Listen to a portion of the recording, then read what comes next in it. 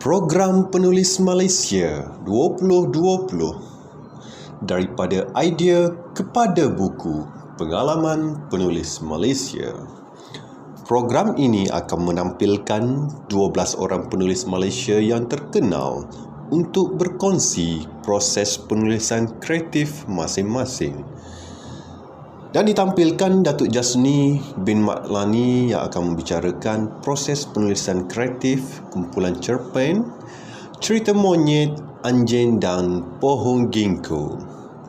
Program ini dianjurkan oleh Dewan Bahasa dan Pustaka dengan kerjasama Institut Terjemahan Buku Malaysia (ITBM) dan Yayasan Karyawan bersempena Kuala Lumpur, Ibu Kota Buku Dunia KLWBC 2020 dan Dekad Membaca Kebangsaan. Bismillahirrahmanirrahim. Assalamualaikum warahmatullahi taala wabarakatuh.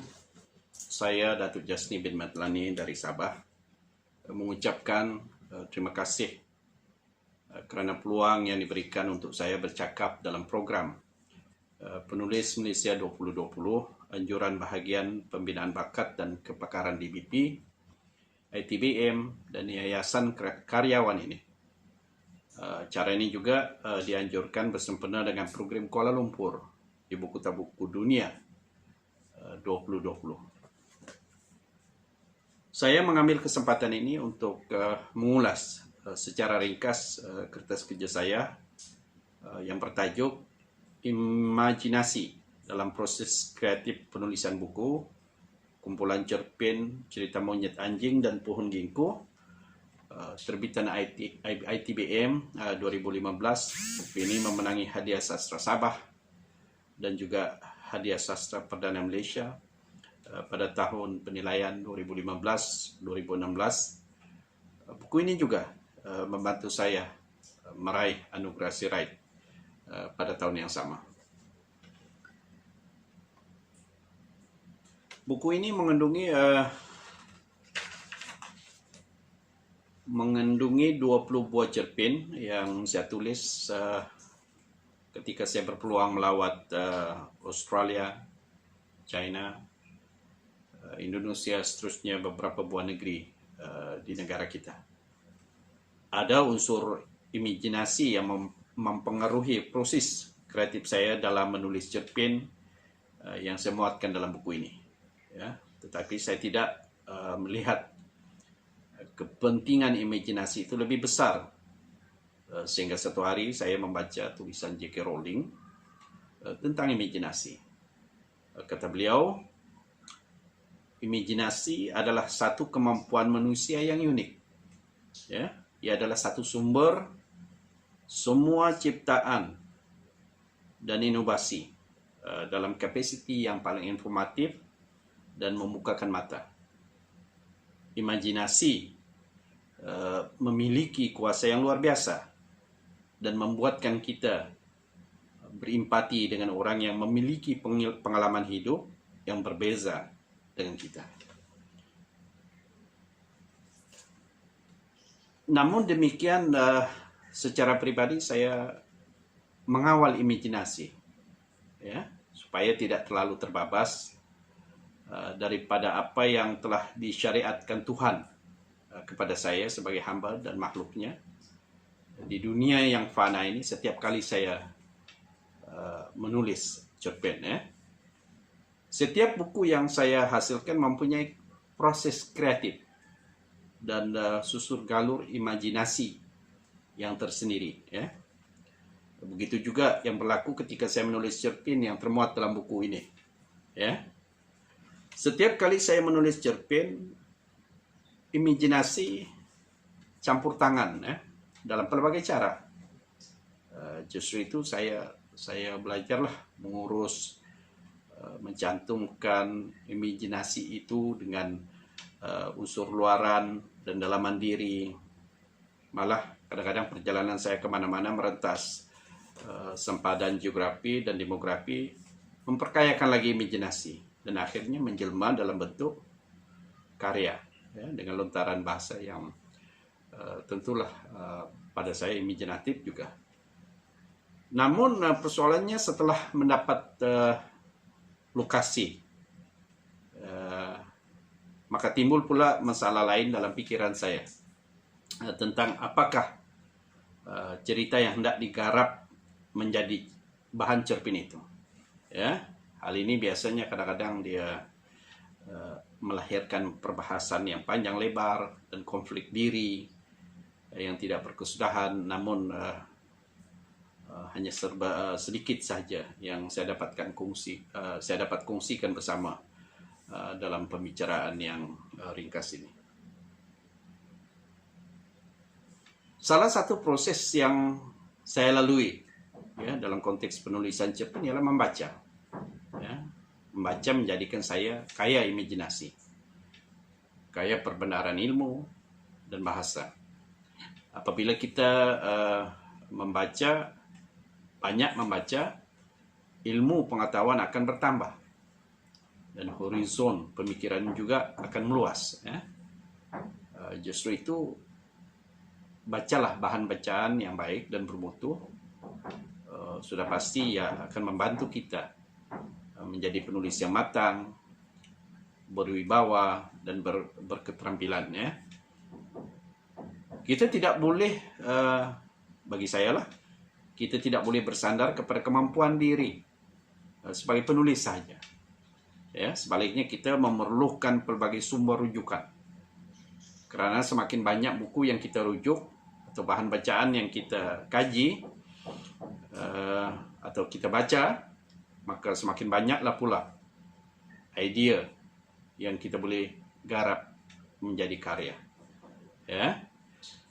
Dalam cerpen Mencari Kaki Langit yang termuat dalam buku ini, saya merujuk pelbagai bahan berkaitan dengan serangan ke atas menara berkembar WTC di Amerika Syarikat pada 11 September 2001 yang lalu. Saya pasti tuan-tuan masih ingat peristiwa itu, dan saya rujuk segala bahan untuk membantu saya menulis cerpen ini. Ya, saya kemudian mengaitkannya pula dengan beberapa sumber lain, ya, berkaitan dengan kebenaran Islam yang berbeza dengan perspektif Barat. Ya, hal yang sama juga saya lakukan ketika saya menulis cerpen yang berjudul Burung Merak yang Datang dari Masa Silam. Tajuknya agak panjang, di mana saya merujuk buku Penuka Mat Saleh. Ya, buku ini ditulis oleh Tan Sri Arim Jasni, ya, yang melawan penjajahan Inggris. Seterusnya saya juga merujuk buku yang ditulis oleh Said Hussein Alatas yang menyentuh isu watak tertawan dalam masyarakat membangun. Ya. Manakala dalam cerpen Cerita Monyet di bawah pohon ginkgo. Pohon ginkgo ada disebut di tajuk buku ini. Saya menggunakan latar yang istimewa juga bagi saya, yaitu di Beijing. Dan saya baurkan pula dengan pembacaan saya terhadap sejarah pembinaan tembok besar China dan sejarah Masjid Niuji yang tertua di Beijing. Ya, saya melawat sendiri masjid itu dan memperolehi sedikit sejarah dan pelbagai sumber lain lagi mengenai masjid itu. Kemudian saya kaitkan pula dengan konsep wasatiyah dalam konteks gerakan dakwah Islamiyah. Ya, dan dalam cerpen Mencari Khalid, ya, yang berlatarkan kota Sydney, saya merujuk tulisan-tulisan dalam akhbar The Australian sepanjang saya berada di kota itu. Saya membaca berita rusuhan rakyat Mesir yang berdemonstrasi di Tahrir Square, Kahirah, dan menuntut supaya Presiden Husni Mubarak yang berkuasa 3 dekad di Mesir pada waktu itu meletak jawatan. Kemudian dalam cerpen Musliati, saya tampilkan pula cerita pengumuman di Kuta Bali yang mengorbankan lebih 200 nyawa yang terdiri daripada pelancong asing dari Amerika, Britain, Australia, New Zealand, Jepun, dan Singapura. Ya, seterusnya kesan pembacaan saya terhadap sebuah sajak Said Qutb yang turut saya petik satu rangkap sajak itu bagi memperkukuhkan perwatakan dan watak musliati di dalam cerpen saya itu. Sementara dalam cerpen sebuah rumah dan sebatang pohon, saya memilih image rumah, ya, dan sebatang pohon bagi menggambarkan kesetiaan dan kasih sayang kita terhadap tanah air melebihi ketaksuban terhadap politik. Tuan-tuan dan puan-puan, sebuah lagi cerpen yang terakhir yang akan saya sentuh ialah cerpen Alif Bata. Ya, saya menulis cerpen ini di Kuching, ya, yaitu tentang seorang remaja yang istimewa bernama Usama, tetapi amat suka membaca Al-Quran dan amat meminati Al-Quran. Cerpen ini turut memenangi hadiah utama hadiah sastra kumpulan utusan, ya, Action Mobile pada tahun 2013, ya. Jadi saya ingat sampai di sini saja pembicaraan saya mengenai buku ini. Serba sedikit proses penulisan kreatif saya dalam cerpen ini yang saya dapat kongsikan bersama karena ruang dan juga masa amat terhad. Jadi saya harap apa yang saya perkatakan ini mendapat manfaat, memberikan manfaat yang baik kepada tuan-tuan dan puan-puan semua. Jadi saya sudahi pembicaraan kecil ini dengan kata-kata Assalamualaikum warahmatullahi taala wabarakatuh. Sekian, terima kasih.